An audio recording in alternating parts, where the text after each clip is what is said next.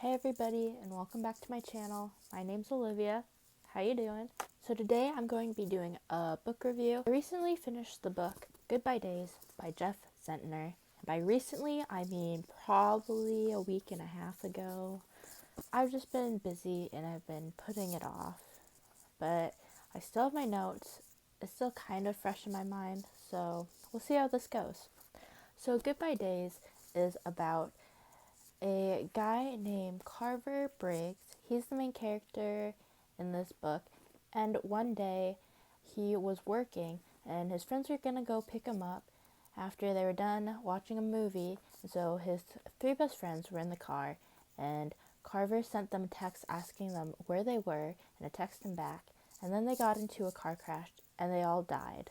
So this book is really just following Carver's journey and how he and the families involved can deal with the grief and how Carver can deal with the guilt and fear of going to jail.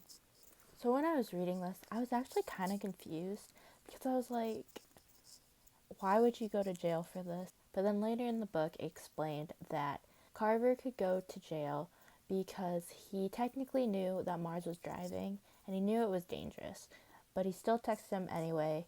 And it's this thing called negligent homicide, I think. In the beginning of this book, it was a little bit of a mess for me. I didn't really like it at first. I thought it was going to be really bad, honestly, because I've been getting really critical of books, and I feel like I'm a little bit meaner towards them now ever since I started watching BookTube, and I hear all these rant videos. At first, the reason why I didn't think I'd like this book is because of how many dumb things there were in here. Like, I don't mean to be rude, but there are just some things that I was like, how does the author come up with these analogies or these sayings? And I think, why is the character thinking about this? This is so random. I don't even know. Another thing I didn't really like, but I understand, is how the main character, Carver, is pretty much a stereotypical writer or wannabe writer. In this book, the main character, Carver, is unathletic and he's bad at high fives. He's like the quieter one in the group. And I'm kind of like, why? Especially the high five thing. I don't really understand that.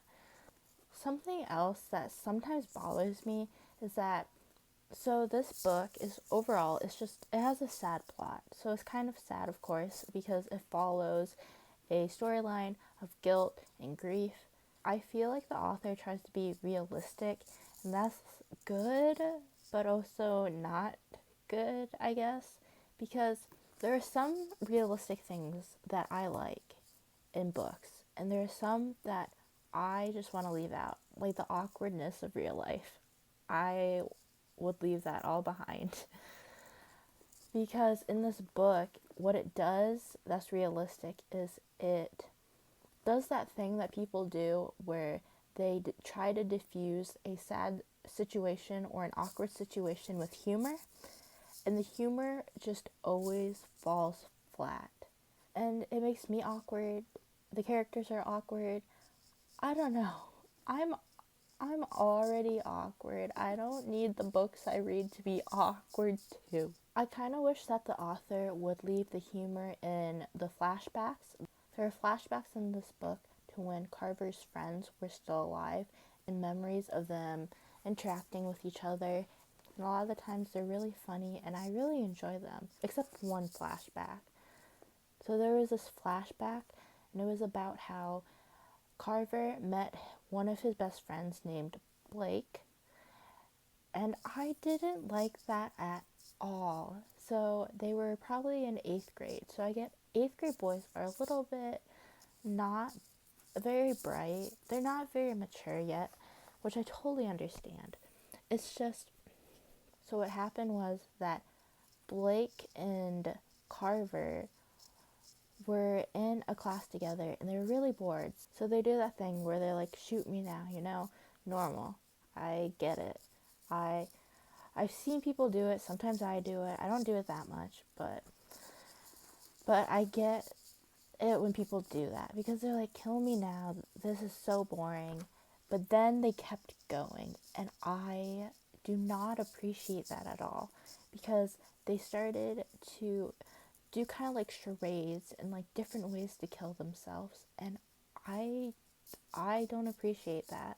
I just think that this flashback, like how they keep going with different ways to kill themselves, I think it's really insensitive, honestly. Just a little bit. Maybe I'm just oversensitive, but I still don't appreciate that much, and I could have done without all of that extra stuff. Maybe the point was for it to be insensitive because the friends die later on, but feel like I feel like that's a bad way to go about things. I just think it could have been done way differently, and honestly, that scene was one of the reasons, like, it deducted my rating of this overall, just because it was hard for me to get past that. I don't know why I was so hung up. Maybe it's just because I know what it's like to be in a dark place, so I don't like it when people mock that. I also thought that the romance was a little weird. I'm not saying that I don't like Jasmine and Carver. Jasmine is the love interest, but she is also Eli, which is one of Carver's best friends that died. Jasmine was Eli's girlfriend. So Carver pretty much wants to date Jasmine, so he wants to date his dead best friend's girlfriend. And I just think that's weird. I understand it, kind of, when it's like they bond over grief and how sometimes you would want your loved one to be with someone you trust. But I still think it's weird. Like, I'm like, don't date your dead best friend's girlfriend, especially when he died less than 2 months ago or something like that. I don't know. I think it's weird. I just don't like it, and I didn't like the circumstances around it. Also, maybe I could have gone past it, but Carver was a freaking jerk in this book to Jasmine towards like the end or whatever.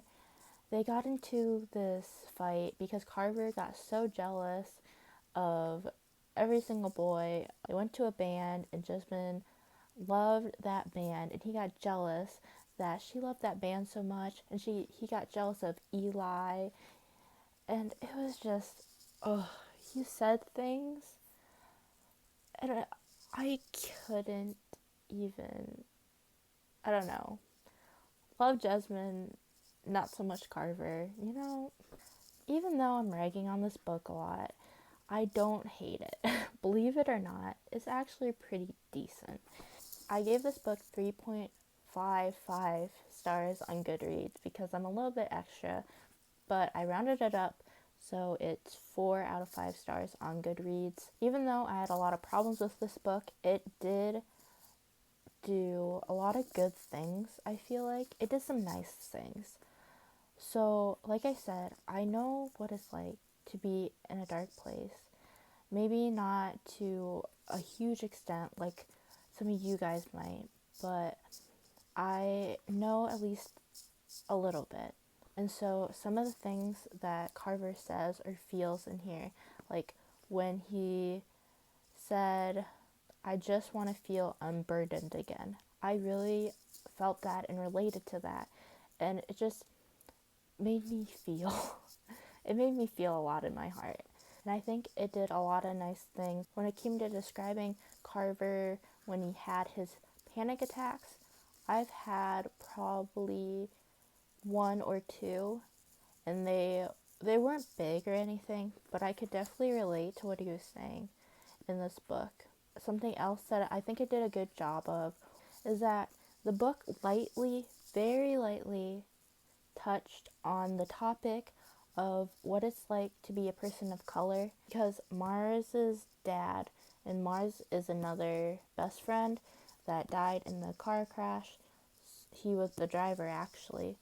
So Mars and his family are people of color, and during one of Carver's goodbye days, which is where he pretty much goes with the family and they do pretty much whatever they would want to do if they knew it was their last day with their sons or grandson or whatever the relation is. So Carver in this book did 3 goodbye days because he had 3 best friends that died.